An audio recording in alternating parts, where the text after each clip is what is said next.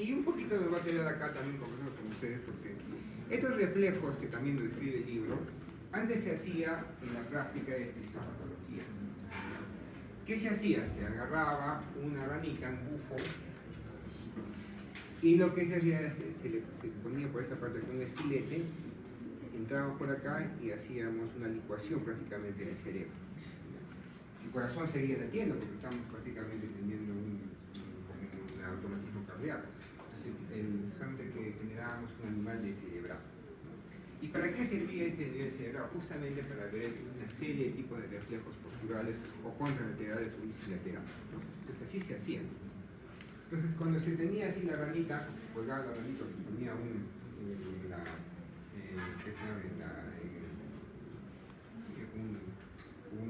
campito. Entonces ahí se hacía bastante tipo de cositas. Por ejemplo, la reacción de apoyo asistida, ¿no? Por ejemplo, cuando se tenía así, se ponía la peatita de la ranita y la peatita de ahí hacía prácticamente una acción de querer pararse, pues, ¿no? De querer intentar, mejor dicho. Pues ustedes van haciendo esto y hacen que toca simplemente que toque el piso, toque la superficie y va a querer justamente hacer una fuerza como de pararse, ¿no? Entonces esas cositas se hacían.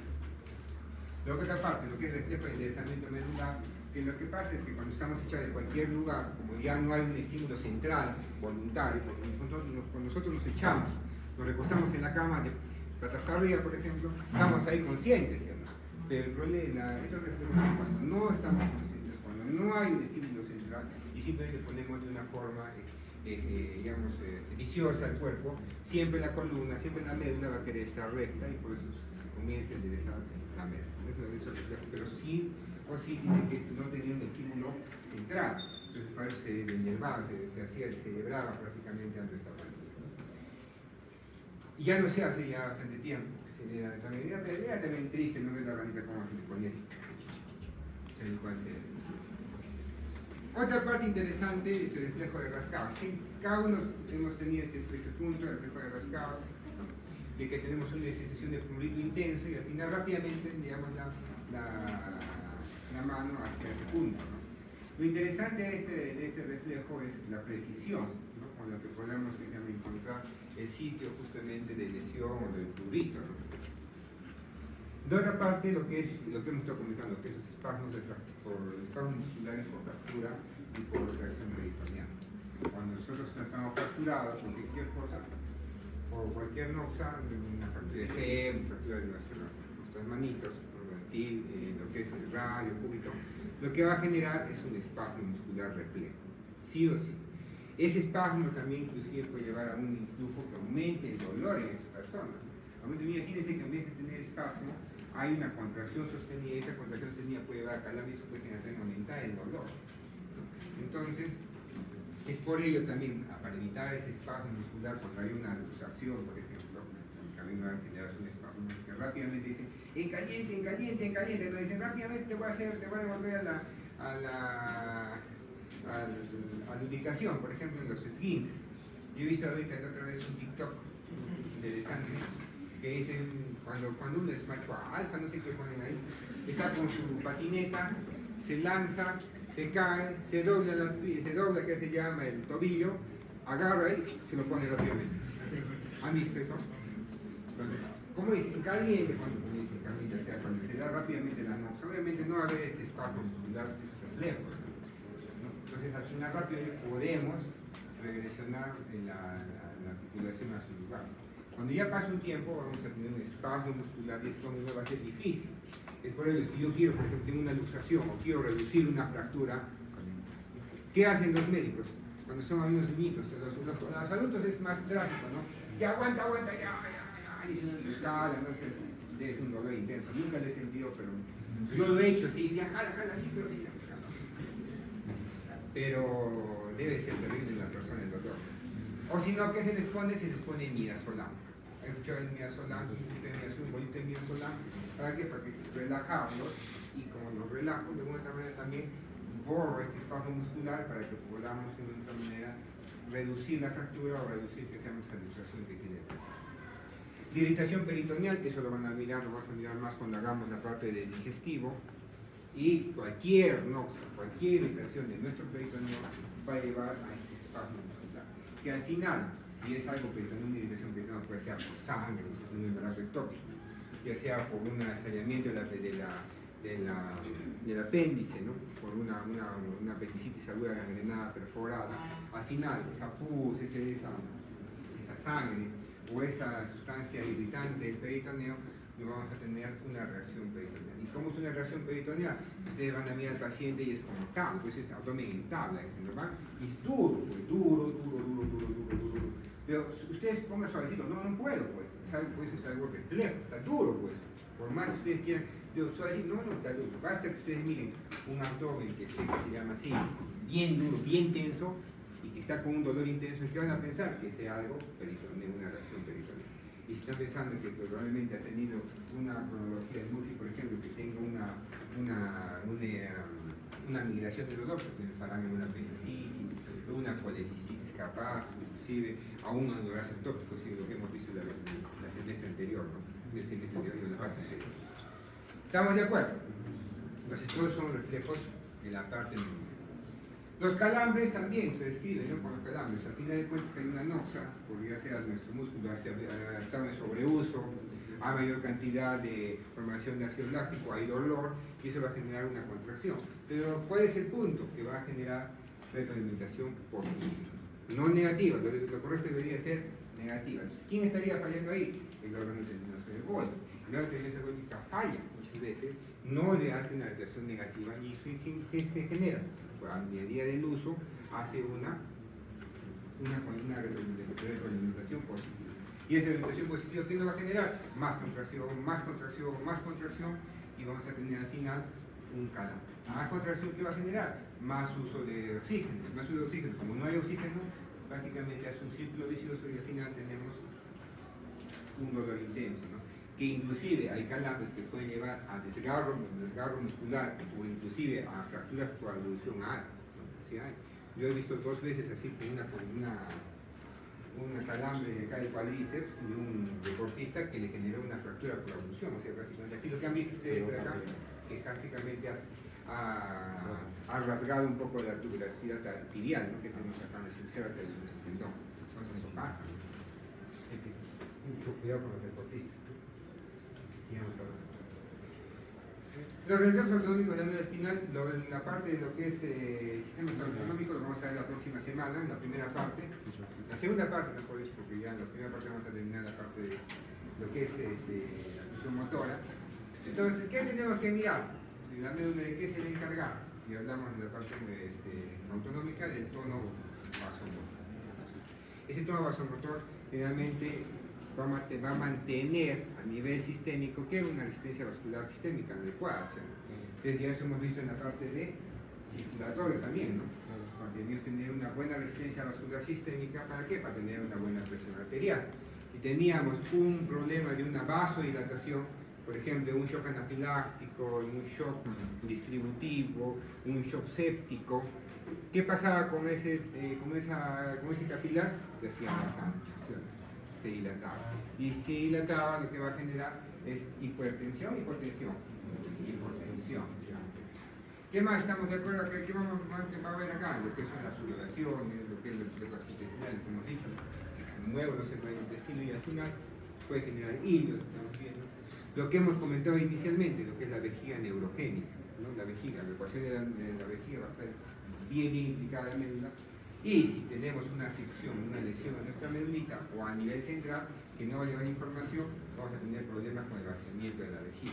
Esos problemas con el vaciamiento de la vejiga al final llevan a acumulaciones, ¿no? de la orina en la vejiga. No orina, hay un espasmo del trígono vesical, por ejemplo, y al final terminamos con personas que tienen falla renal. Hacen falla renal también por ello.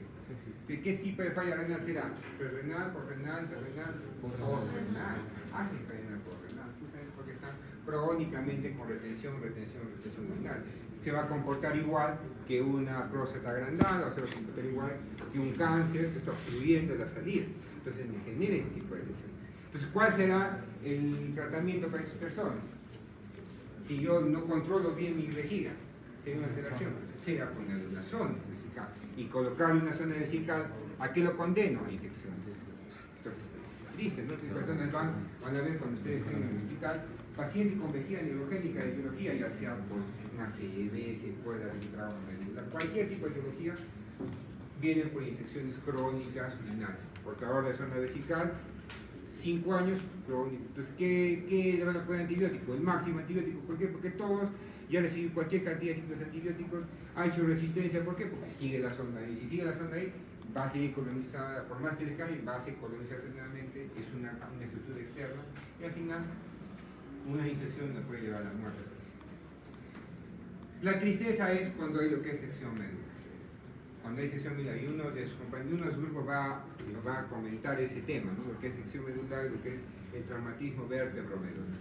Entonces, es algo común, no digan que no es algo común, es algo bien, bien común. Entonces, en el año, por ejemplo, en este año ya hemos visto en el hospital, si quieren, los 5 casos de trauma vértebro-medular. Siempre hay. Desde los más sencillos, que capaz simplemente ha sido una caída del segundo piso. Hace una semana vino un señorcito que estaba haciendo una parrilla en el segundo piso, se peleó con su esposa, dice que fue a rechazar, que le iba a estar golpeándose, algo así, fue a rechazar un golpe y no miró, como estaba tomando, la clásica, ¿no? Estaba tomando, y se cayó del segundo piso al primer piso.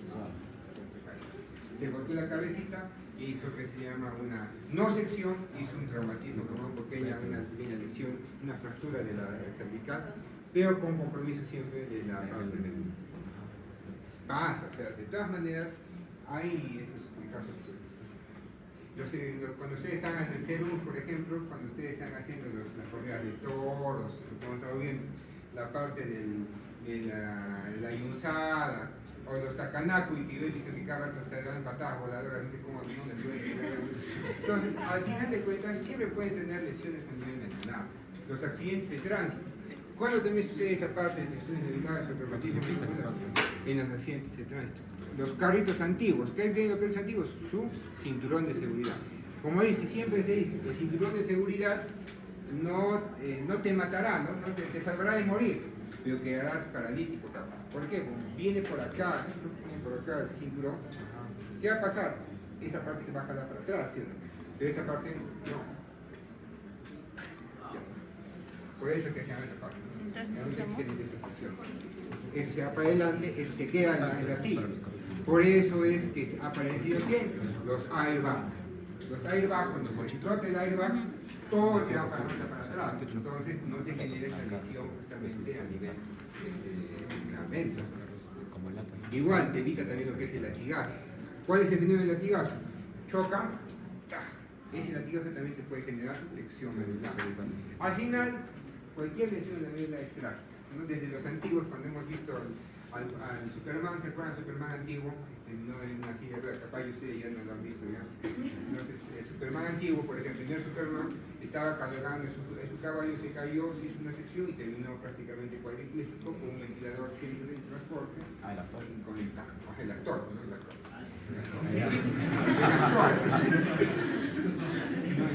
No es Superman, el actor. Terrible, ¿no? Terminó así, imagínense. ¿Qué va a tener estos pacientes? Van a llevar lo que es un shock medular. Y ese shock medular, ¿cuál es la principal complicación que puede tener? Como hemos visto, la parte, tenemos acá la cadena gangrenar simpática, hay una sección. ¿Quién se va a afectar? La parte simpática. ¿Quién va a predominar? La parte parasimpática. Y si predomina la parte parasimpática, me frena todo, ¿sí? ¿Podrá aumentar síntesis intestinal? No va a aumentar síntesis intestinal, va a haber que enseñar la parte del tono vasomotor. ¿Cuál es la parte del parasimpático? ¿Taquicardia o bradicardia? Bradicardia, el paciente va a tener bradicardia. ¿Cómo va a tener la presión? Como no hay una buena resistencia vascular sistémica, ¿por qué? Porque va a estar dilatado, no hay tono vasomotor, ¿sí? Entonces, ¿qué va a pasar? Va a haber hipotensión. Los pacientes cursan con hipotensión y bradicardia. Entonces, terrible es porque se puede morir, ¿no? Estos pacientes.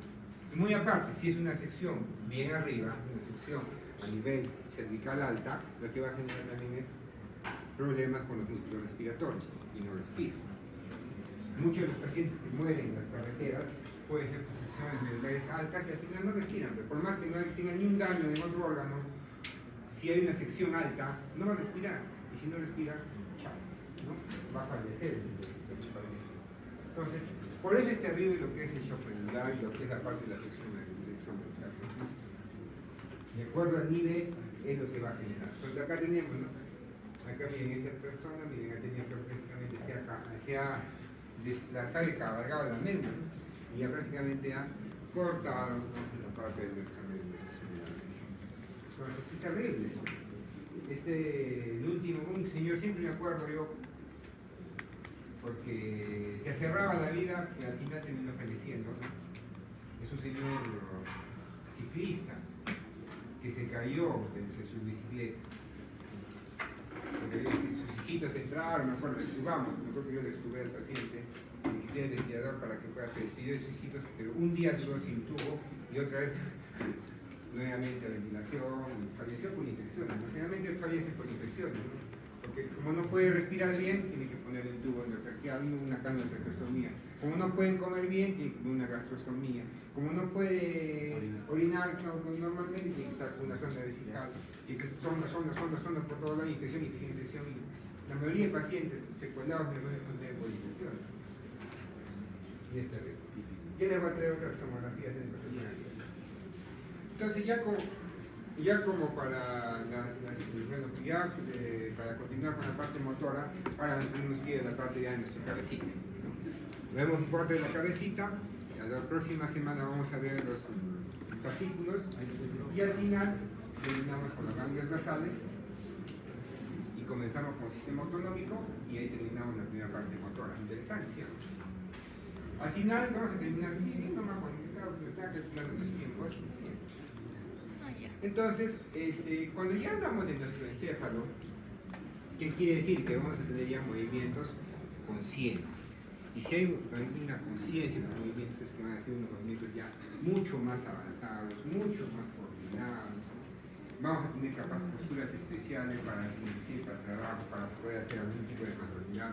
Como dice acá, movimientos finos en las manos. Toda la parte de nuestras manitos, si ustedes ya lo han visto, yo me en anatomía cuando han visto eso, ¿no? La parte de la representación de cómo está nuestra área motora. Y físicamente nuestra mano va a tener cualquier cantidad de extensión para poder moverla. ¿Por qué? Porque nuestra evolución prácticamente ha sido por nuestras manos. Pero también no hay que ir de lado lo que es la cara. Lo que es menos evolucionado obviamente va a ser nuestros pies. Pero bueno, primero vamos a llegar ahí. Entonces, si hablamos de la corteza motora, hablamos de la corteza motora primaria, la premotora y la suplementaria. Nos dice nuestro librito de Carlos. La corteza motora primaria es la que nosotros conocemos principalmente, lo que hemos visto acá prácticamente en la distribución. Desde la parte inferior a la parte superior siempre va a ser tributario la parte de nuestra carita, y vemos acá en la parte central que es la parte de nuestra mano. La parte de la mano, y lo que al final va a llevar a un movimiento fino de las manos. ¿Por qué es importante ver toda esta parte? Cuando nosotros tenemos un problema acá a nivel cerebral, que son los ACVs, va a haber regiones puntuales que pueden estar afectadas. ¿Qué van a mirar generalmente en la tomografía? En la tomografía, justamente a este nivel, a este corte, van a mirar por acá una área que está prácticamente isquémica. Entonces, si ya tengo una área isquémica por esta zona, según la ubicación, ya sé más o menos qué problemas me puede traer a este paciente.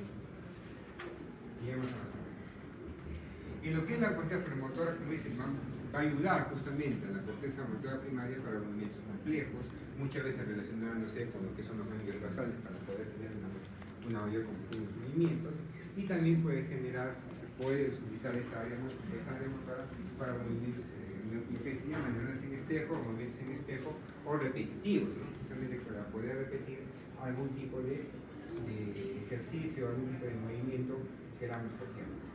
Como dice, la suplementaria, junto con la premotora, ¿para qué? Para movimientos de postura de escala. Muy importante, lo principal por las células, con la corteza motora original. O sea que hay una corteza motora primaria, la suplementaria y la premotora. Y cuando hablamos de las áreas especializadas, ¿no? Va a haber unas regiones específicas para poder ver y poder que se llama analizar algún tipo de lesión. Para eso más que todo nos va a servir eso, ¿no? Para ver algún tipo de lesión que pueda tener. La clásica área de Broca, ¿no? Como es el área de Broca, va a ser principal para qué? Para la formación de la pala.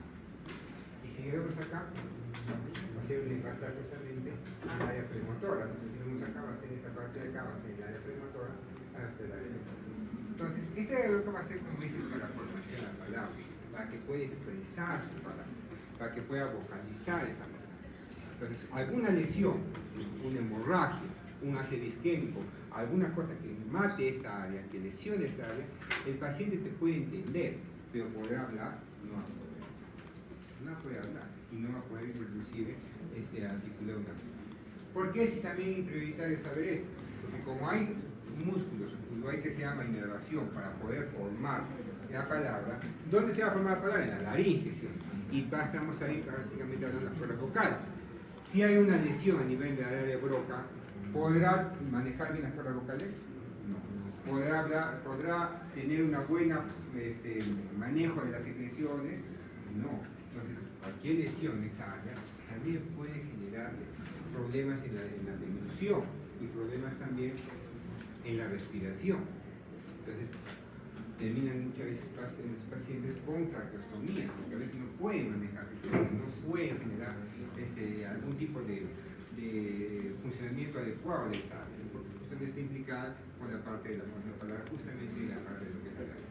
Y también, para hablar, también que vamos a necesitar la parte de nuestra lengua. Si no hay una buena deglución, no hay un reflejo de tos, termina justamente por esta parte con traqueostomías y un tipo de cosas así. ¿Qué más tenemos? Los movimientos oculares voluntarios que están un poco más arriba, rotación de la cabeza, ¿no? Como es junto con los movimientos oculares, para poder dar movimientos complejos, para poder fijar la mirada de los pacientes. Y último, tenemos las habilidades manuales, como es, si hay una lesión ahí, tenemos una apraxia motora. ¿Qué quiere decir? Que no va a poder capaz de escribir, no va a poder realizar las acciones que normalmente no desarrollamos. Lo más clásico es, a ver, póngase a escribir y no puede escribir. ¿Por qué? Porque como ya tiene lesión de esa área, es una apraxia motora. Apraxia no tiene práctica, así que como que ha perdido esa función que ya tenía anteriormente. Entonces no puede escribir. Entonces, todas estas regiones se van a mirar, se miran generalmente por una tomografía para mirar la ubicación de la lesión. Cuando, por ejemplo, tenemos más puntualmente, por ejemplo, tumoraciones, a veces hay unas. El otro día, ayer ha venido un señorcito que tenía un absceso cerebral. No podía descargar. Y el paciente vino simplemente porque no podía mover su mano derecha, la derecha, no podía mover su mano derecha y no podía hablar. ¿Qué ha pasado? Le hacen la tomografía y ven una lesión en la parte, justo en esta región. Le hacen la resonancia, igual de la resonancia, y ven una lesión ahí, tipo un absceso cerebral. ¿Qué tenía el paciente antecedente? Diabetes mellitus. ¿Qué había pasado? Probablemente el paciente, como ha dicho, tenía diabetes mellitus, también tenía tuberculosis. Entonces, justo yo revisando, veo un examen ahí, PCR para tuberculosis positivo. En SPUT. Entonces, también ha hecho acá arriba un absceso. Ahora, ¿ese absceso será tuberculoso? Puede ser, ¿no? Pero así se presentó, simplemente que no podía mover sus manos, adormeciente de manos y no podía hablar. ¿Qué empezaron todos? Un ACV. Pero un ACV se instala de una semana de evolución, no. Que poco a poco va avanzando, no. Entonces siempre un ACV es brusco. Ahí estoy caminando y más tarde, un segundo después, un minuto después ya no camino. En cambio, en una semana, progresivamente, con tos, con fiebre, con tiritona en las tardes, con fiebre en las noches, probablemente sea un absceso tuberculoso. Después está en estudio, que la parte de la imagen, para que puedan mirar, para que puedan ver esta resonancia. Pero entonces, para eso sirve justamente saber estas áreas. Entonces, ¿cuál va a ser su tarea para la próxima clase? La próxima clase vamos a hablar del sistema autonómico. Lean la parte del sistema autonómico para ver bien. No vamos a quedar unas cositas más. Lean por favor los pares craneales. Leanlo, porque vamos a hablar de tronco encefálico y la relación del área motor. Entonces, de ahí vamos a comenzar. Si es posible, podemos participar con algunas preguntitas, hacemos. Si no, que sea importante que ustedes vayan conociendo, porque así os van a preguntar pares craneales y lo que es la función de tronco encefálico. Para que podamos ver ya la función en sí. Con eso, la próxima clase terminamos la parte motora. ¿Por qué comenzar con la parte motora? Para que estén felices y contentos con la práctica. La próxima clase hacemos la parte motora y comenzamos con la parte inicial